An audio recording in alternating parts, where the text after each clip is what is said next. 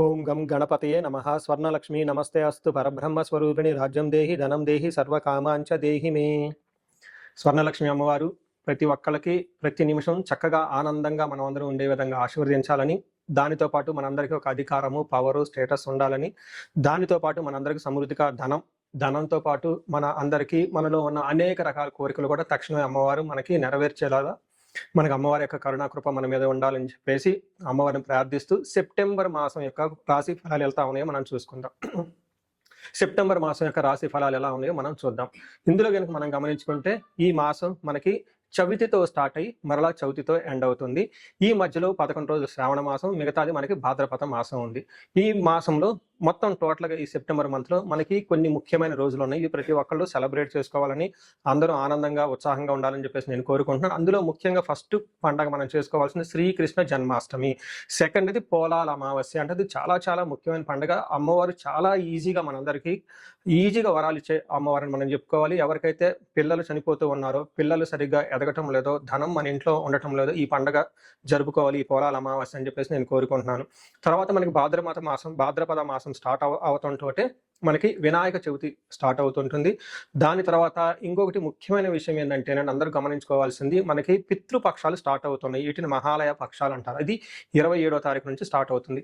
ఈ పితృపక్షాలు ముఖ్యంగా ఎవరైతే అధికారం రాకుండా, ప్రమోషన్స్ రాకుండా, ఉద్యోగంలో ఆటంకాలు పడుతుందా, తల్లికి పిల్లలకి మధ్య గొడవలు వస్తూ ఉన్నాయా, ఎవరైతే లైఫ్లో స్టాగ్నేటెడ్గా గ్రోత్ లేకుండా ఉన్నారో, మీ ఇండివిజువల్ జాతకంలో పితృదోషం ఉన్నా, కాలసర్ప దోషం ఉన్నా, త్రిపిండి దోషం ఉన్నా కానీ ఇలాంటి వాళ్ళు ముఖ్యంగా ఈ యొక్క పితృపక్షాల సమయాన్ని సద్వినియోగం చేసుకొని పితృదేవతలకు ఆశీర్వాదం తీసుకొని తద్వారా మీ పిల్లలకి శ్రేయస్సుకు ప్లస్ వారికి సరిపడిన ధనం అంతా మీకు రావాలని చెప్పేసి నేను కోరుకుంటున్నాను. అందుకని పితృపక్షాలను ప్రతి ఒక్కళ్ళు సెలబ్రేట్ చేసుకోవాలని చెప్పేసి నేను కోరుకుంటున్నాను. ఇవి అంతా ఒక ఎత్తు అయితే, జ్యోతిష శాస్త్రంలో మనకి సెప్టెంబర్ మంత్లో 4 గ్రహాలు మారుతూ ఉన్నాయండి. ఈ 4 గ్రహాల యొక్క ప్రభావం 12 రాసుల వారికి ఎలా ఉందో మనం చూద్దాం. ముందులో మారే గ్రహాలు ఏంటి మనం చూసుకుంటే, శుక్రుడు వచ్చేటప్పటికి సెప్టెంబర్ 2న, బుధుడు సెప్టెంబర్ 7న, అలానే సూర్యుడు వచ్చేటప్పటికి సెప్టెంబర్ 17th, తర్వాత కుజుడు వచ్చేటప్పటికి సెప్టెంబర్ 18th. అంటే టోటల్గా 2nd, 7th, 17th, 18th ఈ యొక్క డేట్లో గ్రహాలు మారుతూ ఉన్నాయి. టోటల్గా ఈ గ్రహాల యొక్క ప్రభావం మనకు 12 రాసుల మీద ఎలా ఉందో మనం తెలుసుకుందాం. సెప్టెంబర్ మాసంలో వృషభ రాశి వారికి ఎలా ఉందో తెలుసుకుందాం. ఈ మాసంలో చూసుకుంటే వీళ్ళకి సాధారణంగా ఉంటుంది, 50-50గా ఉంటుంది. ఛాలెంజెస్ ప్లస్ ఆపర్చునిటీస్ ఈక్వల్గా ఉంటాయని మీరు గమనించాలి. కూల్గా వెళ్ళిపోతుంది, పెద్ద ఒడిదుడుకులు అయితే ఏమీ ఉండవని తెలుసుకోవాలి. ఇందులో డీటెయిల్స్కి వెళ్ళిపోయే ముందు ఇందులో ఉన్న నక్షత్రాలు కృతిక 2, 3, 4 పాదాలు, రోహిణి 1, 2, 3, 4 పాదాలు, మృగశిర 1, 2 పాదాలంతా ఈ రాశిలో ఉంటారు. పేరు బలం బట్టి చూసుకుంటే ఇందులో ఈ, ఊ, ఏ, ఓ, వా, వి, ఊ, వే, ఓ అన్న లెటర్స్ అంతా కూడా ఈ రాశిలో ఉంటారని గమనించుకోవాలి.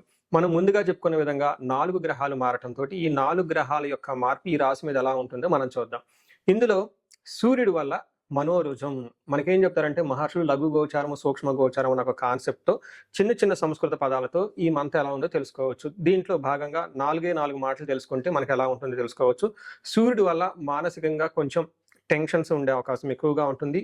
కుజుని వల్ల ధనం విశేషంగా వస్తుంది, ధైర్య సాహసాలు ఎక్కువగా ఉంటుంది, కొత్త కొత్త ఆపర్చునిటీస్ మీరు తీసుకునే అవకాశం ఎక్కువగా ఉంటుంది. రియల్ ఎస్టేట్ వాళ్ళకి చాలా బాగుంటుంది.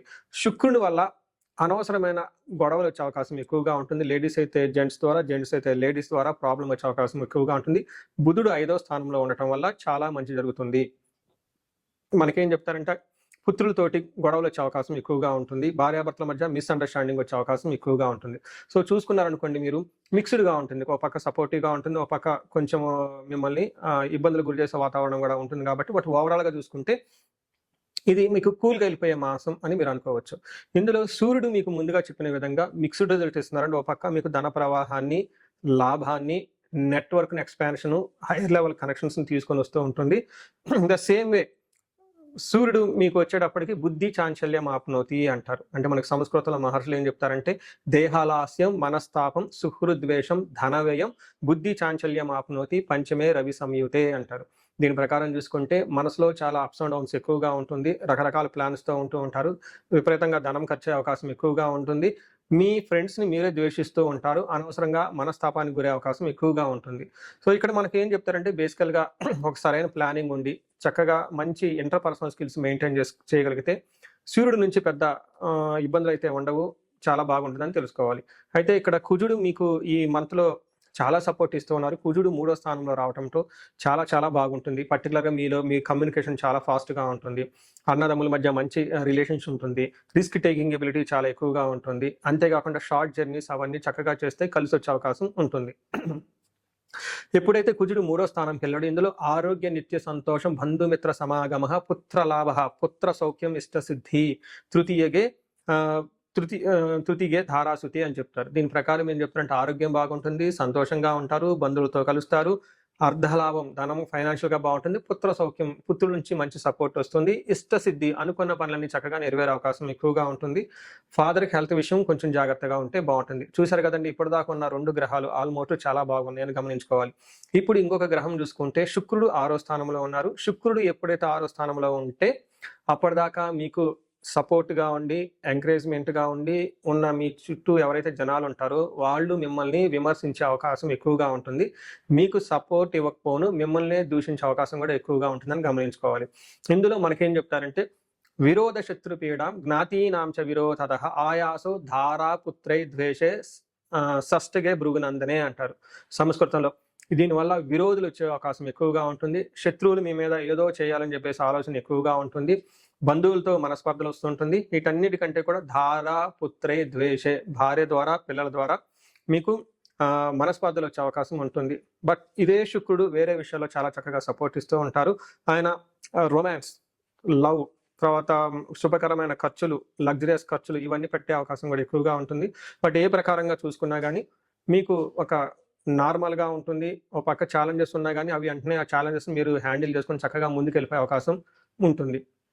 ఇప్పటిదాకా చూసుకుంటే మీకు ఒక నార్మల్‌గా ఉండి చక్కగా అన్ని పరిస్థితులను చక్కగా హ్యాండిల్ చేసుకొని ముందుకెళ్ళిపోయే అవకాశం ఎక్కువగా కనిపిస్తుంటుంది. ఇందులో నక్షత్రం ప్రకారం చూసుకుంటే కృతిక, రోహిణి, మృగశిర 3 నక్షత్రాలు ఉంటాయి. ఇందులో కృతికా నక్షత్రం వాళ్ళకి జయప్రదంగా ఉంటుంది. ఈ మంత్ అంతా ఫైనల్‌గా మీకు సక్సెస్‌ఫుల్‌గా ఉంటుందని గమనించాలి.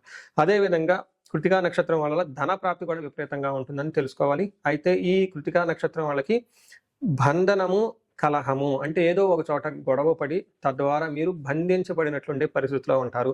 ఇక్కడ బంధనం అంటే కన్ఫ్యూజన్, ప్రాపర్‌గా క్లారిటీ ఉండదు. దేని గురించి అంటే చాలామంది ఎన్ఆర్ఐలు ఇండియా రావాలా?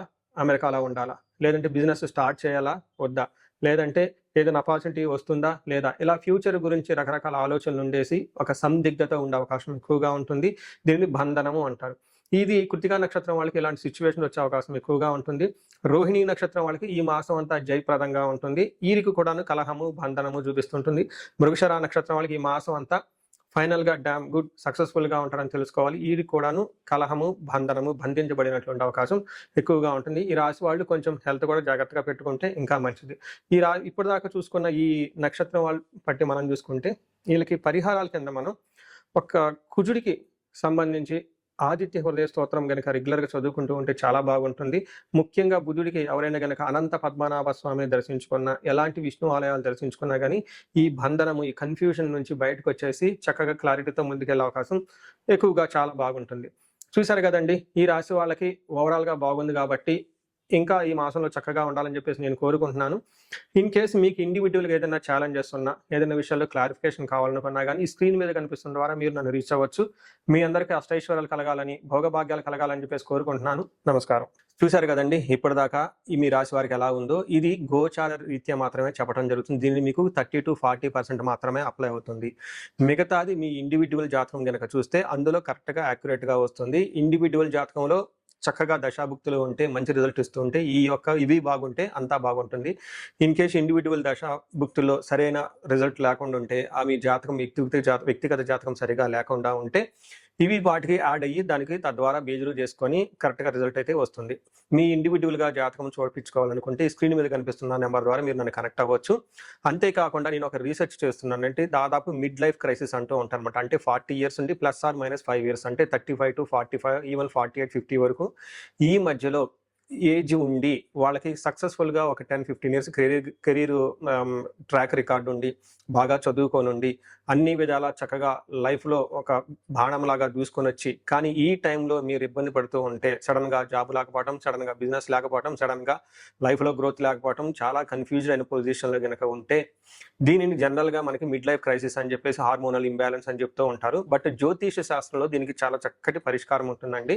మీకు జాతకంలో ఏమైనా శాపాలున్నా, రుణాలున్నా, గ్రహ దోషాలున్నా, కాలసర్ప దోషాలు లాంటి కఠినమైన దోషాలుంటే ఈ టైంలో యాక్టివేట్ అయ్యే అవకాశం ఎక్కువగా ఉంటుంది. దీనికి ఇండివిడ్యువల్‌గా జాతకం చూపించుకొని అది మీరు కెరియర్‌కి గ్రాప్ రావటానికి, లేదంటే మీరు లైఫ్‌లో ఇలా స్టాగ్నేట్‌గా ఆగిపోవటానికి గల కారణాలేంటో తెలుసుకొని చక్కగా పరిష్కారాలు చేసుకుంటే లైఫ్ 10 రెట్లు ముందుకెళ్ళే అవకాశం ఎంతైనా ఉంటుంది. ఇదే కాకుండా నేను ప్రాబ్లమ్ స్పెసిఫిక్‌గా కూడాను చాలా హోమాలు అవన్నీ చేపిస్తూ ఉంటాను. అన్యోన్య దాంపత్యం గురించి, అన్యోన్య దాంపత్య పాశుపతాభిషేకం. ఇప్పుడు ఈ మంత్‌లో మనకి ఫస్ట్ 11 డేస్ ఇంకా శ్రావణ మాసం ఉంది కాబట్టి శ్రావణ మాసాన్ని పురస్కరించుకొని స్వర్ణలక్ష్మి విశేషం హోమం చేపించడం జరుగుతుంది. ఇది ప్రతి ఒక్కళ్ళు చేపించుకోవాలని చెప్పేసి నేను కోరుకుంటున్నాను. ఎక్కడైనా మీకు ధనం రాకపోయినా, వచ్చిన ధనం నిలబడకపోయినా, అసలు ఆదాయ వనరులు మీకు ఇన్‌కమ్ సోర్స్ లేకపోయినా, లేదంటే విపరీతమైన అప్పుల బాధలున్నా, లేదంటే మీరిచ్చిన డబ్బులు తిరిగి రాకపోయినా గానీ, ఈ టైంలో చక్కగా స్వర్ణలక్ష్మి విశేష హోమం చేపించుకోవాలని చెప్పేసి నేను కోరుకుంటున్నాను. ఇది సామూహికంగా చేయటం జరుగుతుంది. ఇప్పటిదాకా నేను హోమాలన్నీ 1 to 1 చేపించాను ఎక్కువగా. బట్ ఈసారి మాత్రం సామూహికంగా ఈ యొక్క హోమం చేపించడం జరుగుతుంది. ఈ అవకాశాన్ని సద్వినియోగం చేసుకొని ధన బాధల నుంచి, రుణ బాధల నుంచి బయటపడాలని చెప్పేసి నేను కోరుకుంటున్నా.